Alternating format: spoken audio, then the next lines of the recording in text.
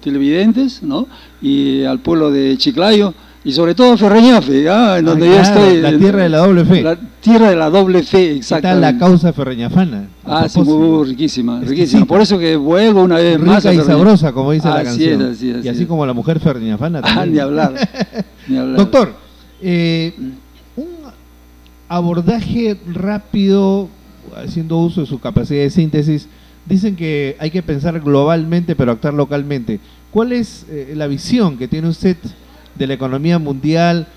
¿Cómo ve este tema del Brexit, por ejemplo, en Europa? ¿De qué manera, por ejemplo, nos tiene que ver con América Latina? ¿Y en qué medida las economías latinoamericanas han contraído su nivel de desarrollo económico? ¿Cuál es la visión actual del mundo hoy en el campo económico, doctor Hugo Salinas? Mira, a nivel mundial yo pienso que se está saliendo de lo que ellos llaman una crisis. Estados Unidos en cierto modo ya lo está haciendo y Europa al parecer lo va a hacer. Pero el Brexit ha jugado, es el juego de ajedrez de lo que sucede en Europa con el Brexit. Es el caso muy típico de Inglaterra. Inglaterra desde la Segunda Guerra Mundial, y a lo mejor desde antes, yo pienso que sí, desde antes, porque no olvidemos que Inglaterra tuvo la guerra de 100 años con Francia. Es una guerra que duró 100 años. Y entonces, tú sabes, hay muchos recuerdos pasados, tristes. Y luego de la Segunda Guerra Mundial la cosa se agravó todavía porque Inglaterra siguió siendo el aliado fuerte de Estados Unidos. Entonces siempre hubo una contradicción, digamos, entre Inglaterra y básicamente Francia, pero eso se desligaba hacia toda Europa. Ahora con el Brexit ha sido lo mismo, el mismo juego. Ya en la época de Charles de Gaulle hubo lo que se llamó la chaise vide, o sea, cuando en una alta reunión de los europeos había un personaje que faltaba, porque no quería encontrarse ni el uno ni el otro, ni Inglaterra ni Francia. Entonces hubo ese pasaje en la historia, y sigue habiéndolo ahora con el Brexit.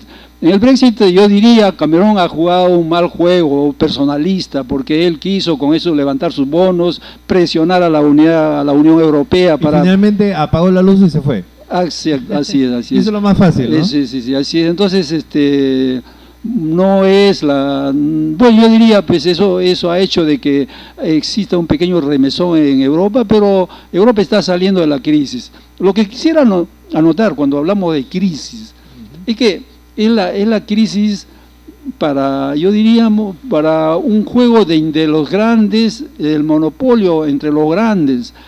En esta crisis prácticamente no está el populorum, ¿no? Porque los resultados de la crisis lo va a sufrir el populorum. Pero que el populorum haya causado la crisis, como el Brexit, por ejemplo, no. Son los políticos y los grandes intereses que se juegan. Entonces yo me desconfío bastante cuando se habla de las crisis. Todas las crisis que han existido últimamente en lo que se llama capitalismo han sido crisis de cambios de poder en las alturas. No ha sido un cambio, por ejemplo, en el caso nuestro, ¿no? Todas las crisis en qué medida han influenciado a nosotros, poquísimo, ¿no? Muy poco. Más la crisis, por ejemplo, de la materia prima sí nos influencia, porque en la materia prima nosotros estamos ligados fuertemente con ellos. De los ¿no commodities, cierto? por ejemplo. Los commodities, ¿no? Y sobre todo el oro y el cobre. Exacto. Pero aparte de eso, las grandes crisis multinacionales que han habido. ¿En qué medida, doctor Salinas, los estados de bienestar en Europa han significado un salto cualitativo en el tiempo para la economía, pero también para el desarrollo societal en Europa? ¿Usted cree que finalmente el saldo de la presencia de los estados de bienestar ha sido positivo? Bueno, mira, los estados de bienestar, lo que allá se llamaba el estado providencia, eso ha sido como consecuencia de la Segunda Guerra Mundial. Y en la Segunda Guerra Mundial hubo una matanza tremenda, ¿no? En donde el pueblo fue llevado como carne de cañón, pero una vez más no era sus intereses lo que estaba en juego.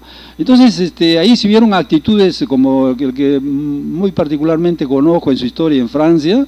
Resulta que las grandes empresas nacionales francesas, en medio de la guerra con Alemania, que era Hitler que se estaba imponiendo, ellos se pasaron al lado de Hitler.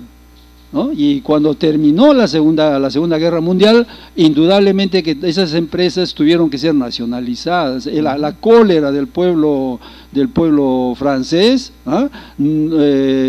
y lo llevó a que todas esas empresas se nacionalizaron.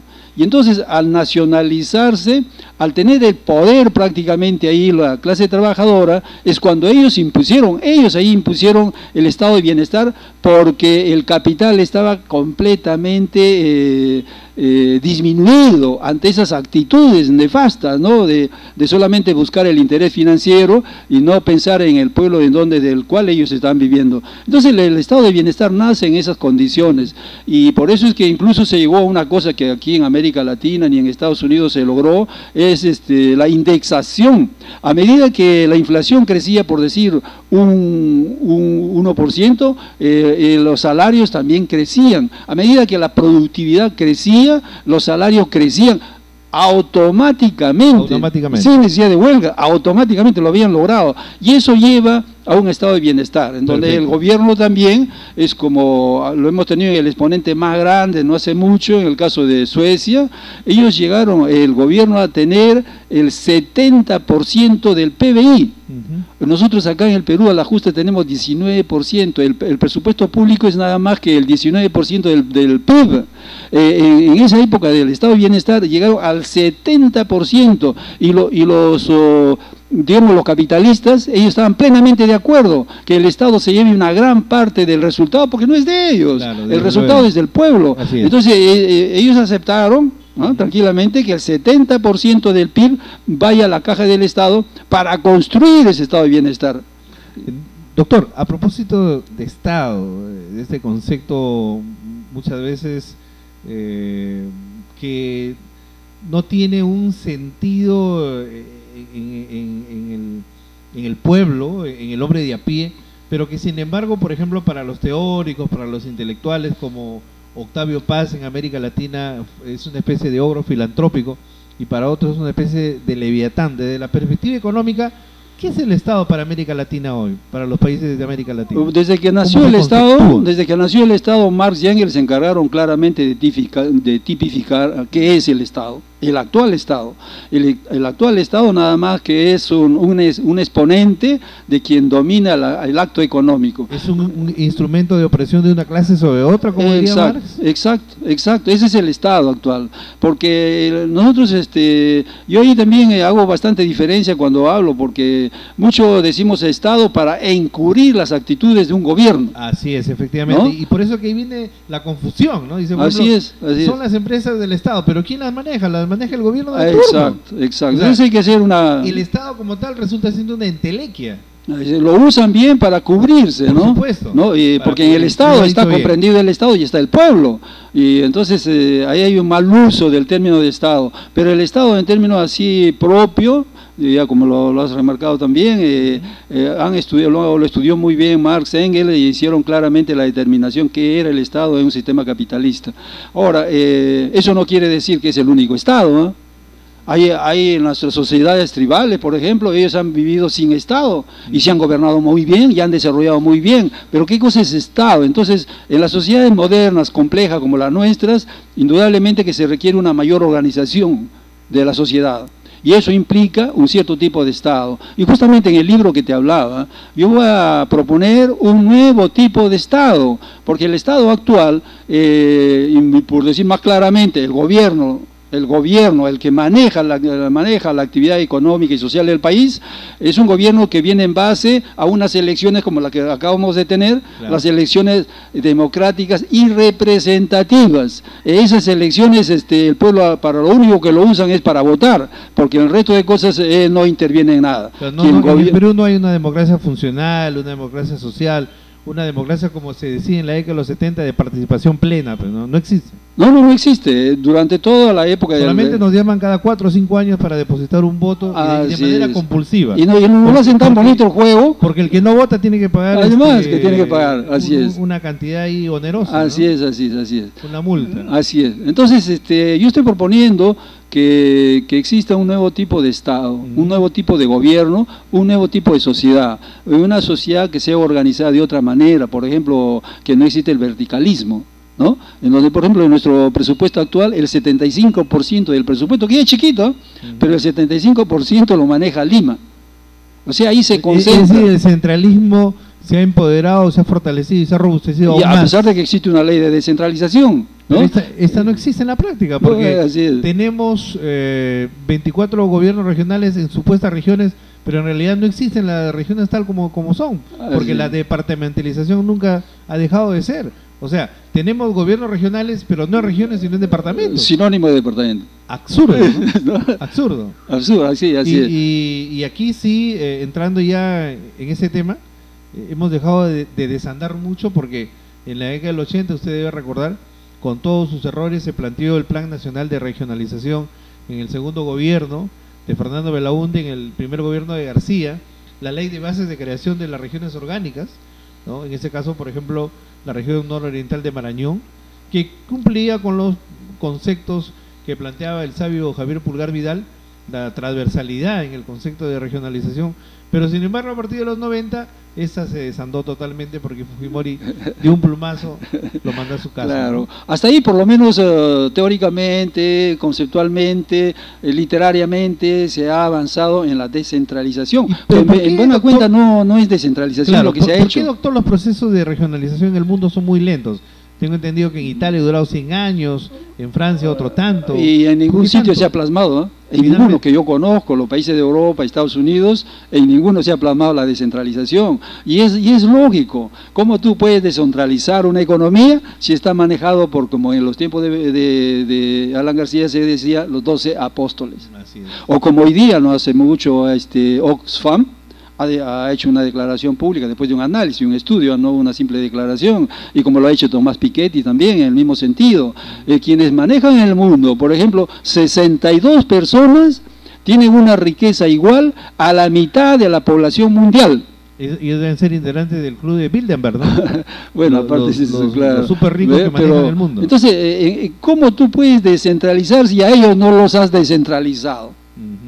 Mientras no descentralice la actividad económica, el manejo de la actividad económica, la lógica de acumulación capitalista es justamente eso, centralista, ¿no? Mira, no, ahí hay un poco Marx, un poco Engels, un poco Lenin nos han fastidiado, porque la dinámica, yo le llamo el proceso de trabajo artificial de producción, es una dinámica de la concentración y acumulación en una época en que hemos llegado después de una agricultura primitiva. Claro, yo me refiero a esto, doctor Salinas, a que, por ejemplo, al modelo económico que tenemos hasta ahora ha privilegiado el centralismo limeño justamente por el tema de la acumulación capitalista. No la acumulación, sino la centralización.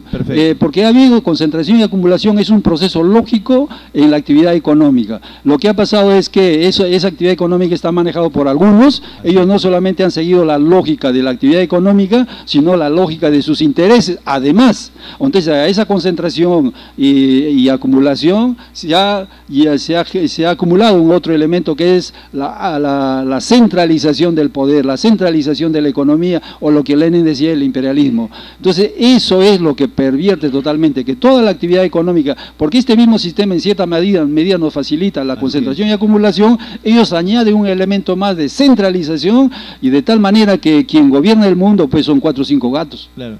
¿Cómo conceptúa usted, o de su punto de vista, de su perspectiva, este 28 de julio hay un colega suyo que asume la presidencia de la República, y aparte hay 6 más en el gabinete? De los 19 ministros, 6 son economistas, un gabinete eminentemente tecnocrático, al estilo y en el perfil de Pedro Pablo Kuczynski.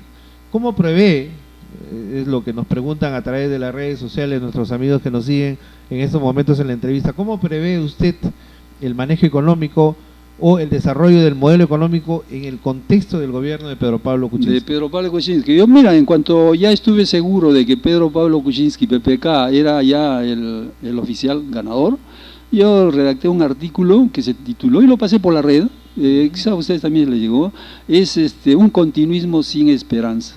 Ya. O sea, va a haber un continuismo y encima sin Cuando esperanza. usted se refiere a continuismo, ¿a qué está refiriéndose exactamente? Porque es el mismo Banco Mundial, es el mismo Fondo Monetario Internacional que va a manejar al país, no es el presidente de la República, y la prueba que después él ha elegido a Torne, creo que se llama el ministro de Economía, ¿no? Sí. ¿De dónde sale él? De la cueva de IBM, de la cueva del Fondo Monetario Internacional, ¿no es cierto? Entonces, ¿qué es lo que nos espera? Y en lo que es la política interna, él ha lanzado una propuesta, según él, muy interesante, que es formar un ministerio, creo, de la descentralización. ¿Ah? Si la descentralización la va a manejar en Lima, imagínate a lo que nos está conduciendo PPK, ¿no? Pero esperemos pues, que haga algo, pero personalmente yo digo, es un continuismo sin esperanza. Ya. Bueno, dicen que América Latina es un continente que está entre la esperanza y el desafío de la desesperanza, justamente, ¿no?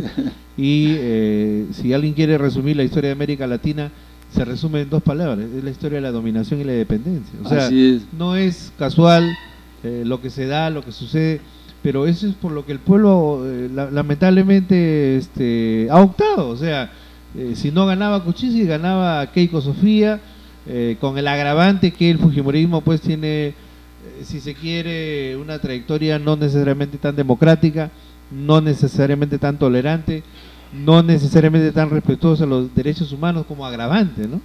Claro, diríamos en términos así visuales, es el mismo pueblo que lo ha elegido, es indudable, ha puesto su voto, pero no olvidemos que previo a ese voto ha habido todo un circo, una pelea mediática que era manejado para elegir lo que ellos querían que nosotros elijamos.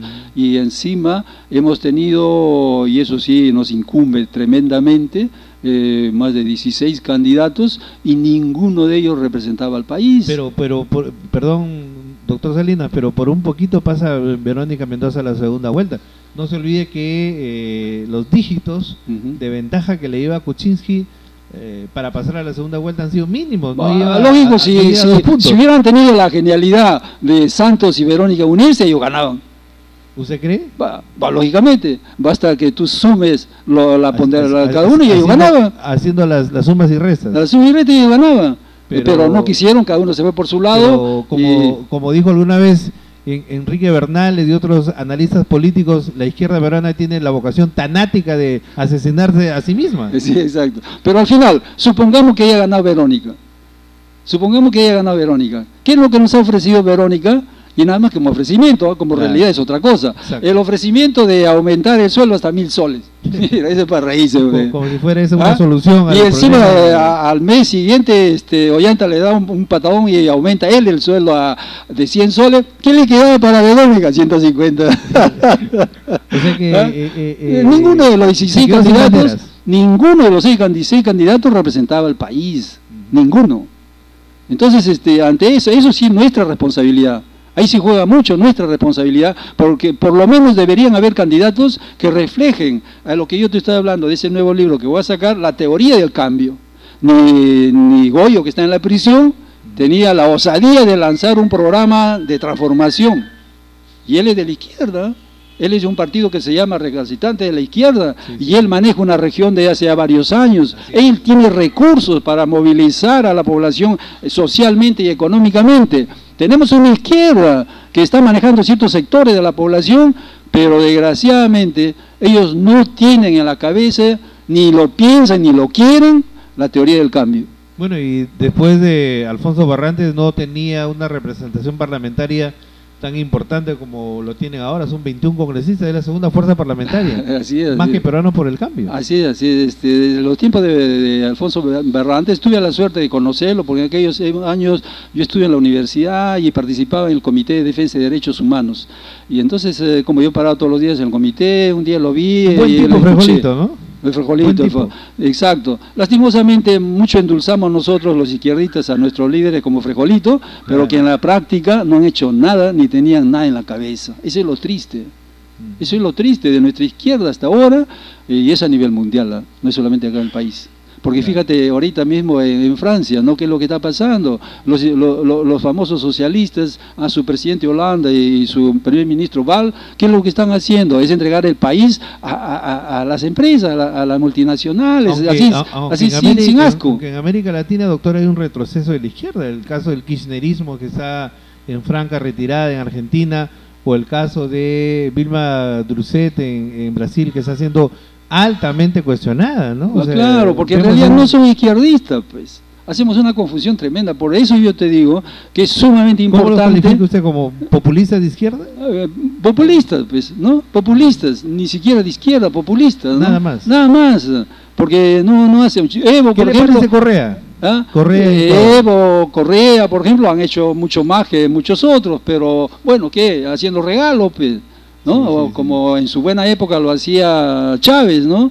Y muere Chávez con su poder militar que lo respaldaba. Era innegable que Venezuela se iba de pique y lo que está pasando. Bueno, el caso de Maduro es patético, ¿no? O sea, un personaje que no tiene el más mínimo nivel, ni da la talla por ningún lado para ser gobernante. Claro, ni siquiera para engañar a la población, no puede, ¿no? Entonces lo que nos falta a nosotros en la izquierda a nivel mundial es una teoría del cambio, conocer profundamente lo que significa esta economía capitalista. Es teoría de la conspiración en lugar de teoría del cambio. ¿Cómo? Lo que más ha habido en el tiempo son teorías de conspiración, más que teorías del cambio. Bueno, claro, podría ser eso. Si ponemos ahí, tenemos en vanguardia Sendero Luminoso, quizás lo pudiéramos poner ahí también.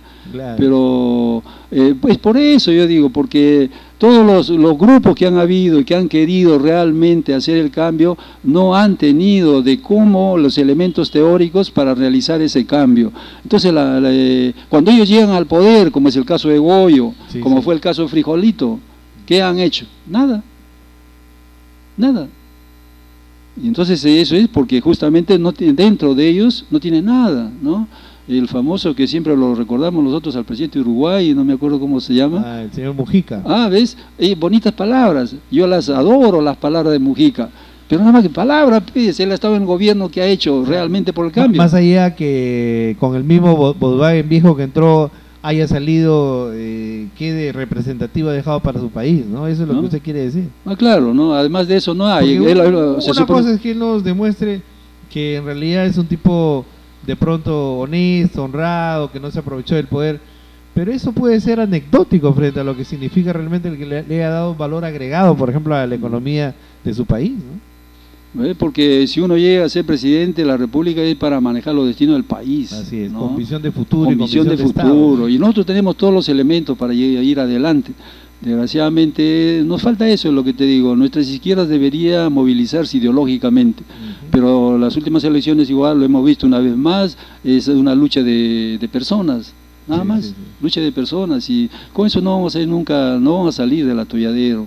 Es necesario reflexionar y es necesario construir un nuevo movimiento político que refleje esa teoría y con nuevas prácticas. Porque siempre hablan, por ejemplo, dicen, nosotros somos democráticos, y al final han sido 3 gatos que han decidido, y se acabó. Tenemos que cambiar totalmente toda esa basura, sacarla del costado, y poner gentes que realmente quieran a su país, y se mojen la camiseta, pues, pero con ideas también, no solamente con el corazón, no es suficiente.